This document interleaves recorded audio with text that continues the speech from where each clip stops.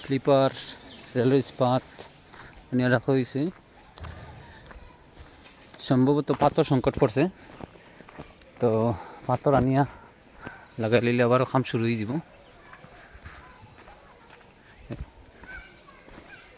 ও যে স্লিপার প্রচুর কাজক গইছে।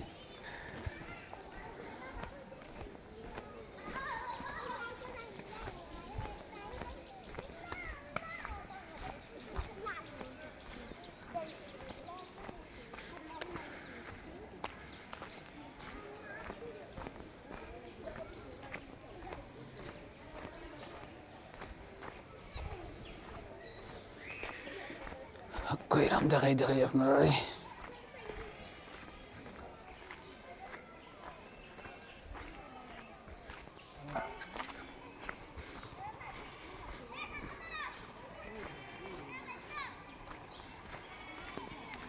কংক্রিট ফালানি হয়েছে, পাথর ফালানি হইব।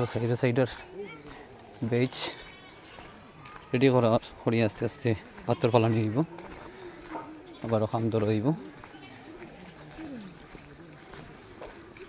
খাম ধরা হইলে আবারও নতুন আপডেট পাইবা।